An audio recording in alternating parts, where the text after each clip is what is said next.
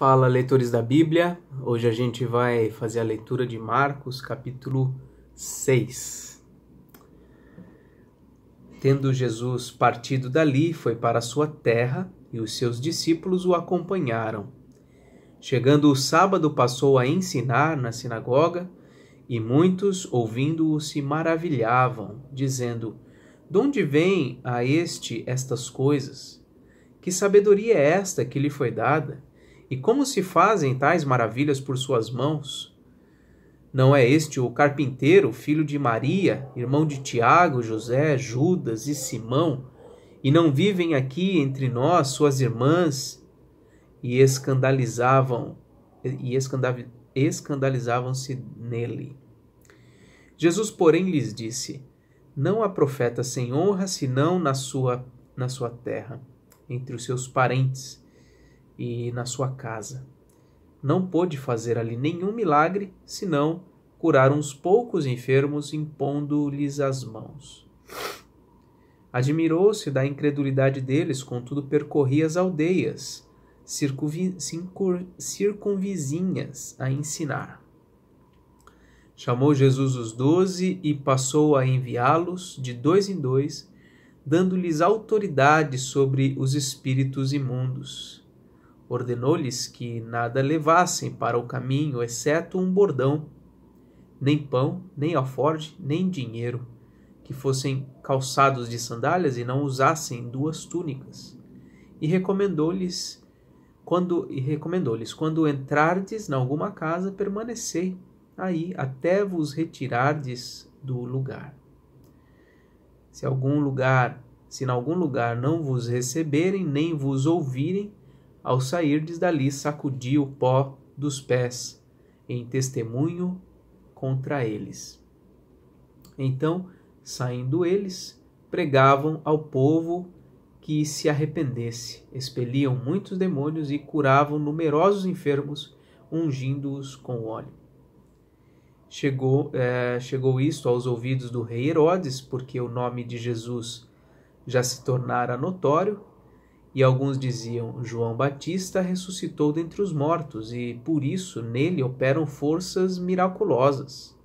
Outros diziam: é Elias. Ainda outros: é profeta, como um dos profetas. Herodes, porém, ouvindo isto, disse: é João, a quem eu mandei decapitar, que ressurgiu. Porque o mesmo Herodes, por causa de Herodias, mulher de seu irmão Filipe, porquanto Herodes se casara com ela, mandara prender a João e atá-lo no cárcere, pois João lhe dizia: não te é lícito possuir a mulher de teu irmão. E Herodias o odiava, querendo matá-lo, e não podia, porque Herodes temia a João, sabendo que era homem justo e santo, e o tinha em segurança, e quando o ouvia, ficava perplexo, escutando-o de boa mente. E chegando um dia favorável, em que Herodes, no seu aniversário natalício, dera um banquete aos seus dignitários, aos oficiais militares e aos principais da Galiléia, entrou a filha de Herodias e, dançando, agradou a Herodes e aos seus convivas. Então disse o rei a Herodes: pede-me o que quiseres e eu te darei. E jurou-lhe: se pedires, mesmo que seja a metade do meu reino, eu te darei. Saindo ela, perguntou à sua mãe: que pedirei? Então esta respondeu: a cabeça de João Batista. No mesmo instante, voltando apressadamente para junto do rei, disse: quero que sem demora me des num prato a cabeça de João Batista. Entristeceu-se profundamente o rei, mas por causa do juramento e dos que estavam com ele à mesa, não lhe a quis negar. E enviando logo o executor, mandou que lhe trouxessem a cabeça de João. Ele foi e o decapitou no cárcere. E trazendo a cabeça num prato, a entregou à jovem, e esta, por sua vez, à sua mãe.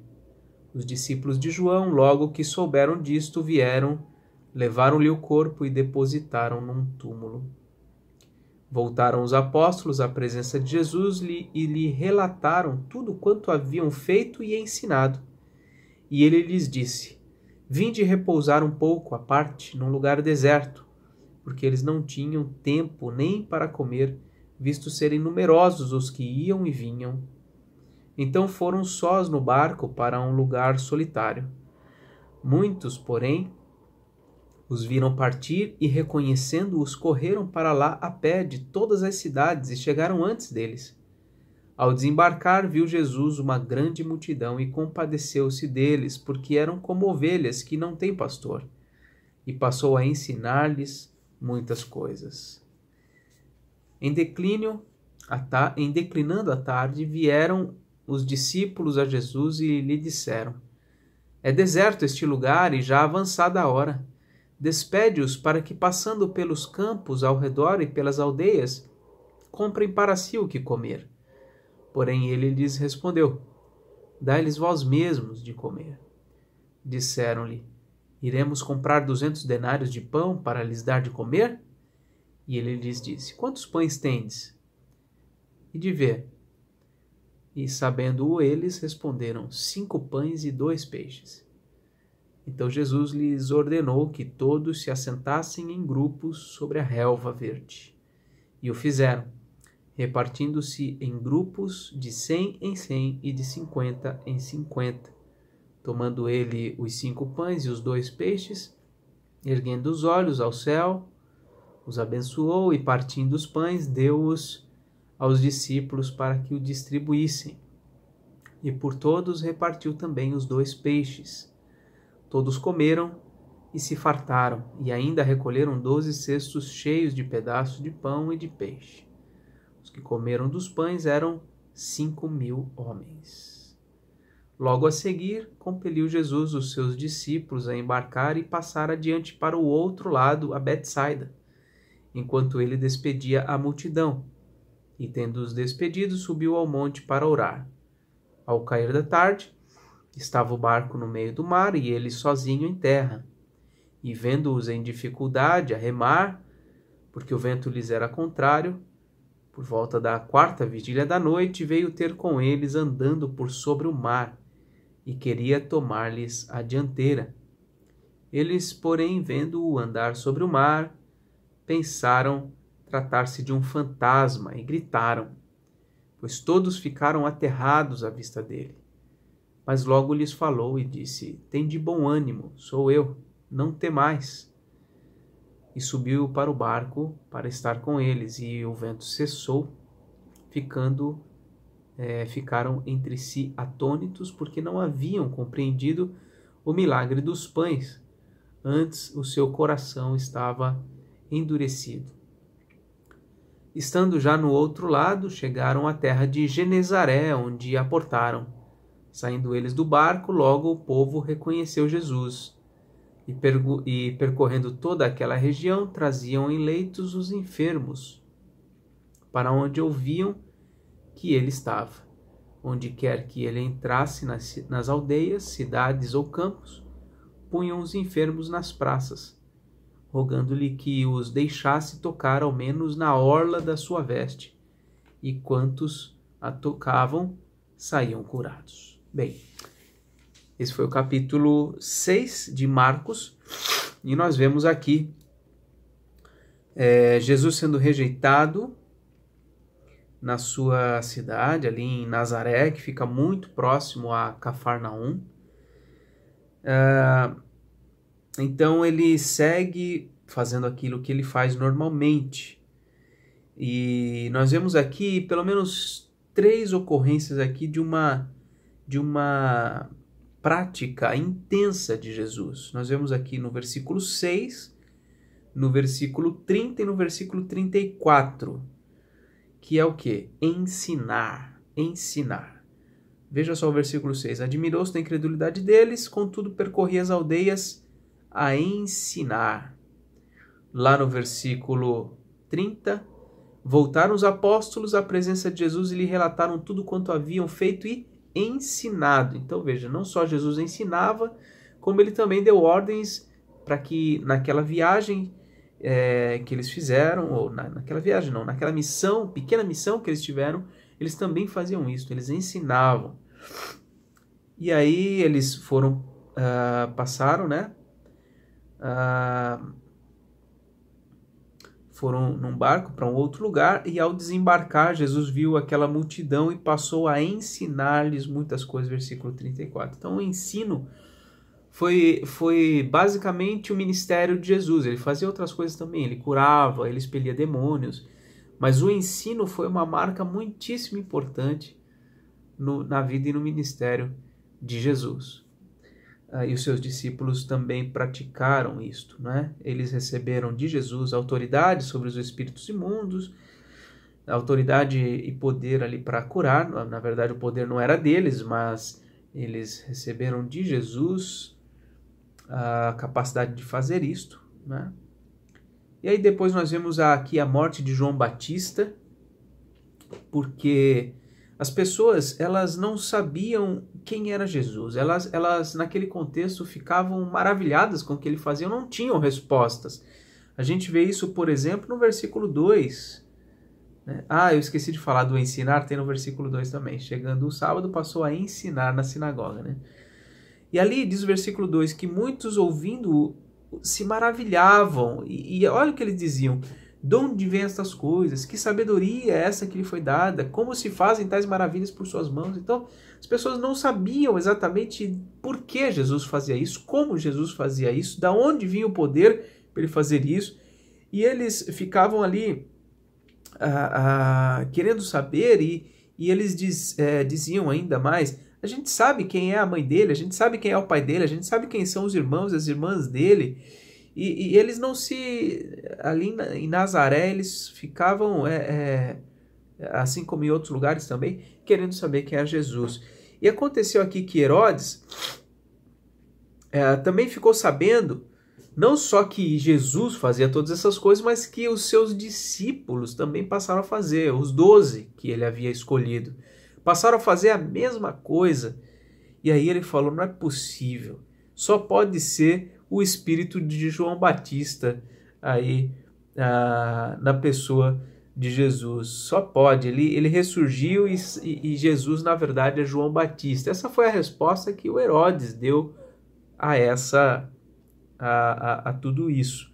E aí Marcos tem o interesse aqui de registrar a história da morte de João Batista, que foi Herodes quem matou, para atender o pedido da filha de Herodias. Eles viviam em pecado e João Batista confrontava pecados, né? Confrontava pecados. Ele não admitia os pecados e ele falou para Herodes: você não pode fazer isso.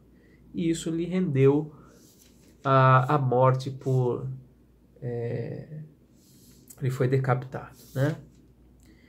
E aí Jesus então sai para descansar, ele chama os seus discípulos, né? Fala: olha, venham repousar, versículo 31, venham descansar, porque eles não tinham tempo para comer, para descansar, para nada. Então eles foram num barquinho para um lugar. Quando chegaram lá, pronto, mais gente para eles cuidarem, para eles ensinarem e tudo mais. E aí foi passando as horas, e aí Jesus faz aquele milagre maravilhoso.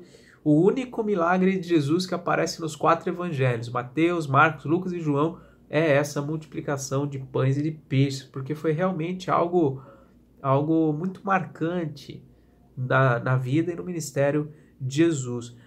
O evangelista João, o apóstolo João, no evangelho, ele vai dizer, ele vai depois registrar um discurso de Jesus sobre depois desse milagre. Jesus vai falar: eu sou o pão da vida. Eu sou o pão da vida. Jesus anda por sobre o mar, diz aqui o texto, ele vai, né, andando na água, chegando ali no barco, o vento cessa, tudo fica tranquilinho, tal. Depois eles ali chegam em Genezaré, todo mundo vai atrás deles de novo, para serem curados e tudo mais, né? Então, algumas lições aqui para a gente. Primeiro, que o ministério cristão é essencialmente um ministério de ensino.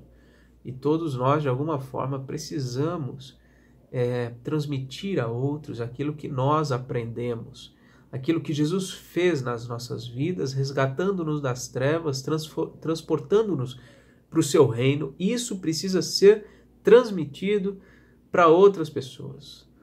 Precisamos dizer a elas quem é o Senhor do universo, precisamos dizer a elas que só Ele é o caminho para Deus, não há outro, porque a verdade é que as pessoas elas têm um sentimento religioso, muitas pessoas querem realmente buscar a Deus, querem adorar a Deus, mas fazem do modo errado.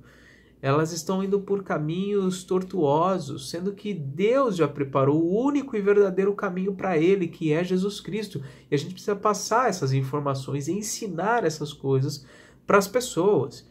E os seus apóstolos foram chamados a fazer isto. É isto que vai poder, é essa boa notícia que vai poder salvar as pessoas que nós amamos, as pessoas que também nós não amamos. É só isso que pode salvar. Não tem outro artifício, não tem outra estratégia. Uma outra coisa que a gente pode refletir à luz disso aqui é que nós devemos ser fiéis a Deus, custe o que custar.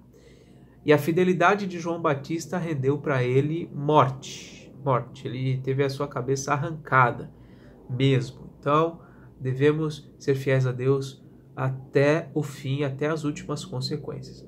Uma outra coisa que eu havia passando, né, e vamos voltar aqui, é que quando Jesus chama os seus discípulos e ele manda que eles passem de 2 em 2 a percorrer ali as aldeias e tudo mais, ele fala para eles, olha, não levem nada com vocês, nada. Depois, lá na frente, ele vai falar, olha, quando vocês forem, vocês levem as coisas e tal. Mas aqui eu creio que há um ensino muito precioso, ainda que nós levemos conosco o nosso suprimento todo, a verdade é que nós temos que aprender a depender de Deus.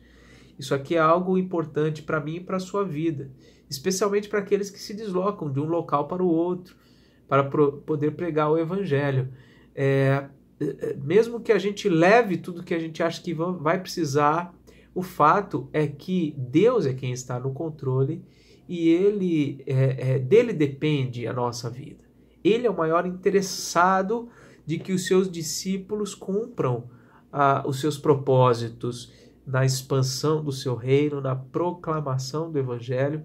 Então, nós temos que confiar que Jesus não somente nos chama para executar a sua missão, como ele também nos dá todo o suporte, todas as condições para isto. Ele nos transporta de um lugar para o outro, e às vezes você saiu de um lugar para o outro sem querer, mas saiba que Deus tem um propósito nisso, né? Então ele nos transporta de um lugar para o outro e ele nos dá os recursos para isso também. Mas está faltando isso, está faltando aquilo. Ok, mas o que você precisa para executar a tua missão, não tenho dúvida nenhuma que você tem. Nem que seja o celular por onde você está me assistindo agora. Enfim, qualquer coisa pode ser útil nas mãos de Deus, e aquilo que nos é necessário, Ele de fato nos dá para que a sua missão siga adiante. Bem, é isto que eu gostaria de destacar com vocês, Marcos 6, e amanhã a gente continua, se Deus quiser. Fica com Deus e até amanhã. Tchau, tchau.